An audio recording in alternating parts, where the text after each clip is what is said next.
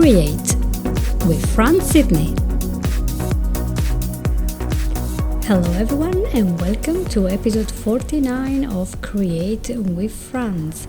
As usual, if you want more information about what I do with my sessions, coaching and hypnosis, you can go to my website of fransidney.com or on Facebook, Fran Sidney or Fran Sidney Therapy, to know more about how to achieve your goal, how to improve your life by removing existing limiting beliefs. Today we're going to spend some time to talk about feedback. I always say there is no failure, only feedback. But what is feedback in our life? Is it about telling people what's wrong with them, and how does that work? Let's have a look. When we evaluate something, we are doing what we call in English feedback. So we are talking about what was good and what was not very good and could be improved. And of course, in the society where we live, people are terrified of having feedback or giving feedback because it could be very offensive and make you feel really rubbish about yourself. It depends on how it's done, but this also applies to how we are talking to ourselves about things that didn't go really well. Now, we all as humans have a tendency of taking criticism in a bad way. So if a person tells us what went wrong in something we did, we tend immediately to try to justify or say why it was not correct what the other person said. By default, every human being thinks that whatever we are doing is right because it comes from our brain.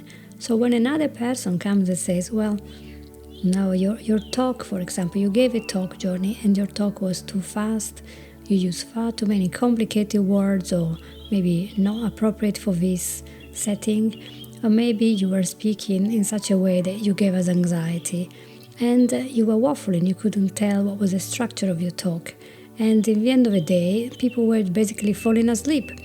Well, how would Johnny react to such a feedback? He would be very, very discouraged from ever giving another talk. He could be even angry. But could it be that the talk was actually that bad? Or could it be that you were very much critical in your mind? Or could it be that actually his talk was completely something to set aside and then do from scratch because it was not properly given, properly structured? So how do we give feedback? If the talk was really that horrible, and this talk was given, for example, this speech maybe in a workshop for the company, and maybe your best friend comes to you and says, "Oh, there was a wonderful talk, very good. You're just so amazing." And because you're a friend, you give a very good appraisal. Is that going to be useful for the person? Because obviously, in the future, when this person gives another speech in a workshop, he's going to be doing exactly the same because he thinks, well, that's the style that goes well. But actually, your feedback was not truthful, so it's not very good to do so, just for the sake of not offending the other person.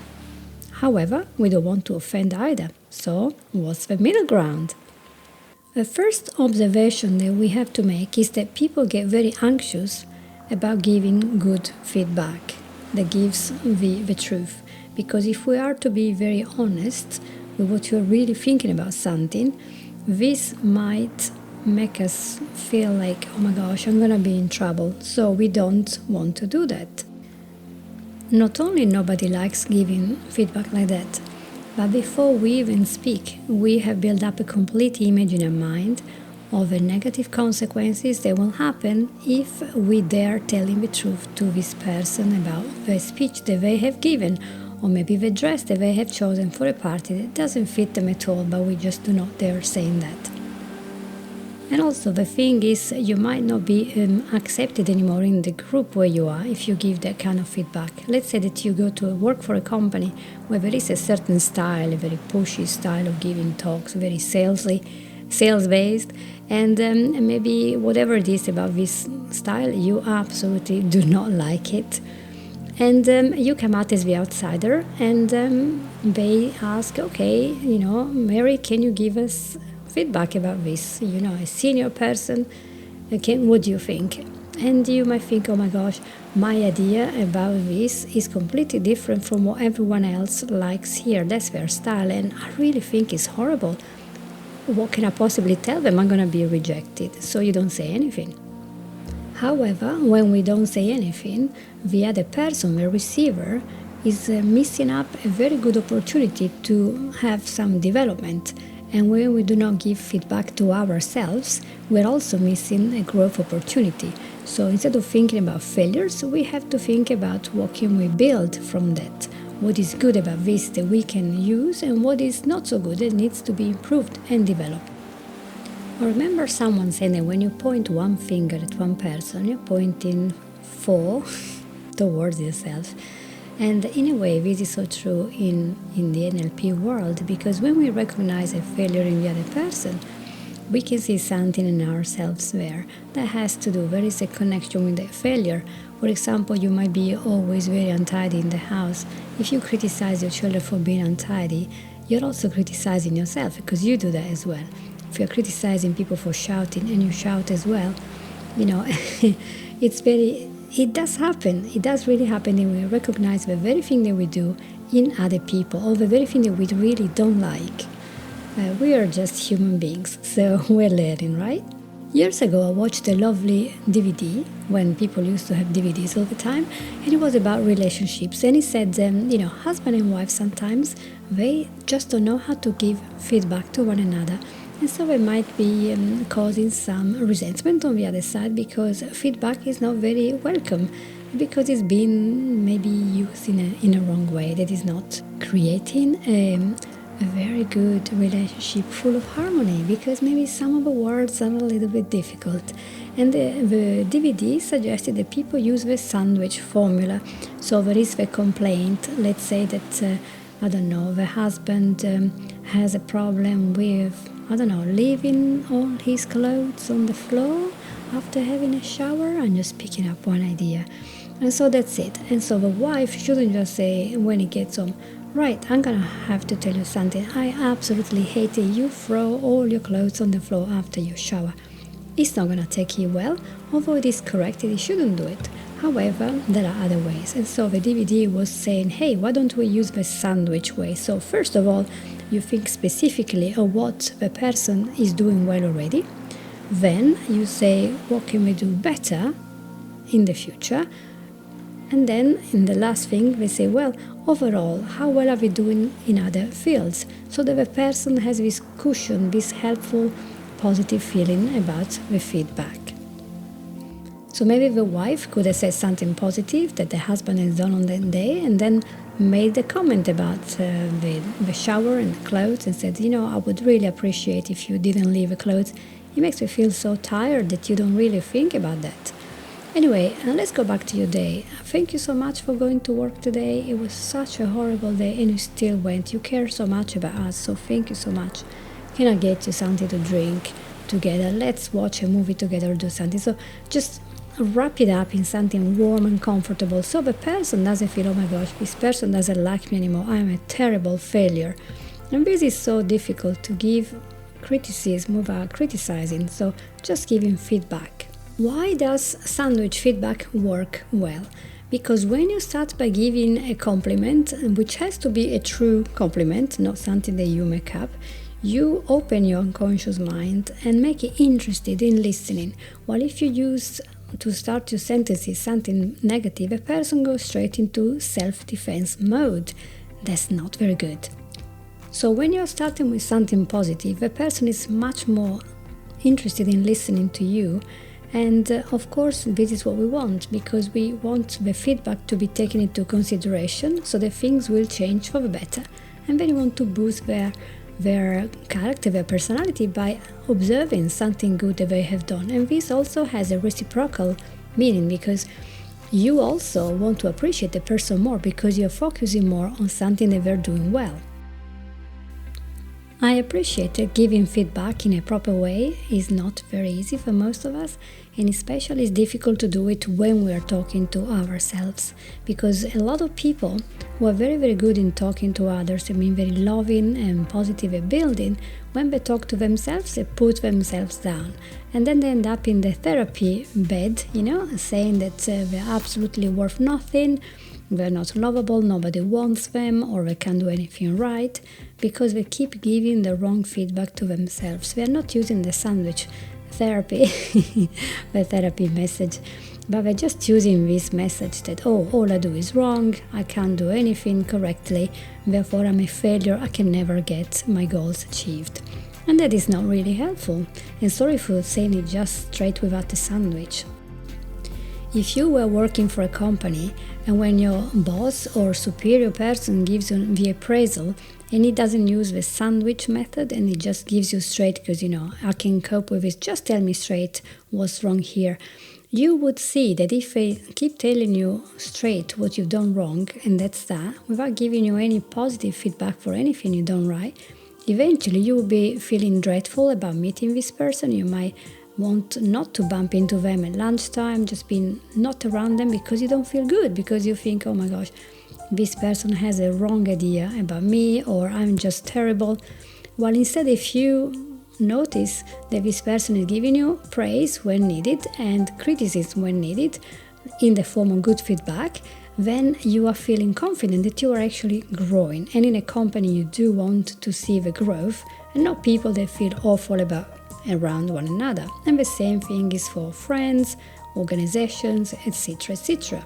So when we are about to receive feedback, we want to really try to learn how to keep a very open mind, because we're going to grow from that. We're going to learn what the other person thinks, and when we open a mind, we keep our judgment suspended. We don't start straight away to defend ourselves. We just take some time and we think, well, is it possible that maybe I was a little bit too quick giving that response, saying no to something, or maybe saying this is impossible? Maybe my fear took over and the other person let me see just their point of view. It's not that we are both right or both wrong. Could it be that we just have a different point of view and we are both absolutely correct? Another big thing that we can do is to not interrupt people when they're giving us feedback. Let us have a little bit of time to listen to them and let it sink in, because sometimes we interrupt very quickly because we're feeling very bad about ourselves, and therefore we don't understand the whole picture of what they're trying to tell us. And if we want real feedback, we want to understand the whole thing and not just the beginning, which could not be a very good beginning because maybe the person is just brainstorming. So give them a time to finish, and then try maybe to clarify and say, rephrase very slightly, use the same words that they use, but say, okay, if I understand well, do you mean that XYZ?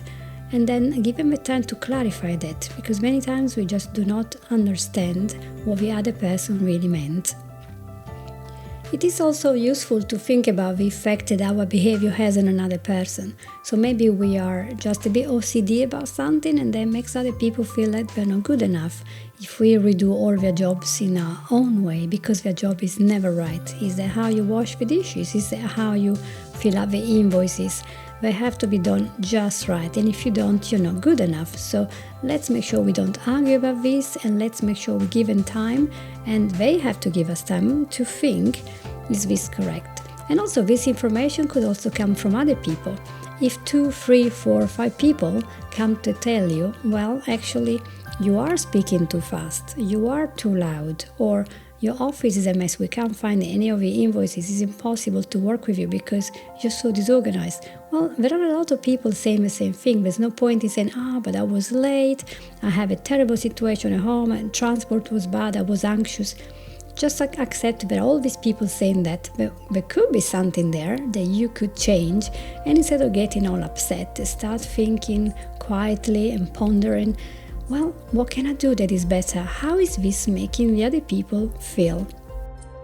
Once you have received the feedback, it's so useful to start understanding how your life will be different, even in small ways. Once you've taken aboard this feedback and you start thinking, okay, I can do things differently, what will happen as a result of that? Will I enjoy my trips better? Will I enjoy my work better? Or my relationships? That could be great. So if you do that, you can then take a moment to say thank you And although you might still a little bit uncomfortable about what you heard that was part of you, you can possibly strip it off a little bit and polish it up so that you make your life better. And the life of the other people that have to cope with you the whole day better.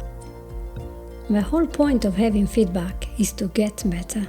So you want this progression to happen, and we all have to grow by being very tough and listen to what the other people have to say about ourselves and trying to correct our course if it's not taking to good results. So if we keep doing the same thing we've done before, we're gonna get always the same old results. So if we are not happy with the results, we obviously have to change. So feedback is absolutely precious. So if you think about it, feedback is very, very important in all areas of our life.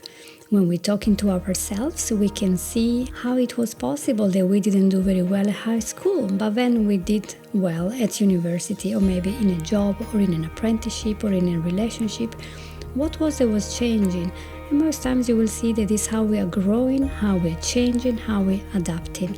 Sometimes this feedback can come from ourselves as we ponder, write in a journal, or read books and learn, take courses. Other times this feedback can come from other people. So as we learn to give positive feedback using the sandwich technique and helping others to boost their confidence, but also improving all the time, we help to build ourselves, we help to build others.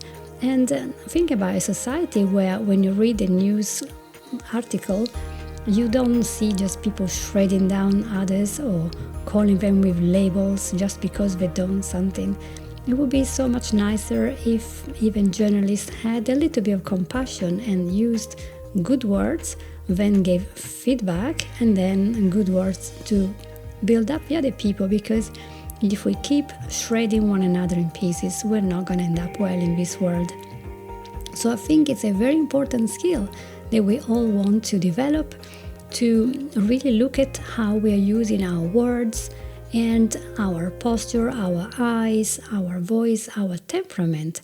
Are we building up other people, or are we very subtly building ourselves up and shredding them down? And if we notice that we do that, is it because we feel insecure and attacked?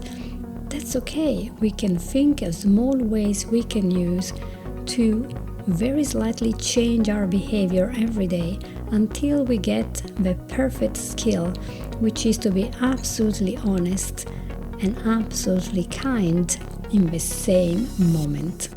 So as we give our feedback, people will feel great about it and will be thankful that they had it. And so that's something I always would love to achieve. It might come in 20 years of practice. I'm still very much working on that.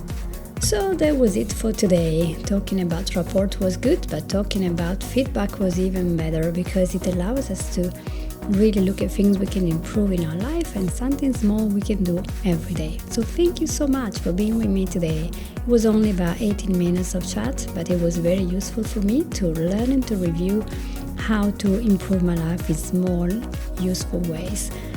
Please leave a like, share and review if you are happy with what you're listening to, if you're learning something useful. And we'll talk to you very soon. Have a great day. Bye-bye. You have listened to Create with Fran Sidney.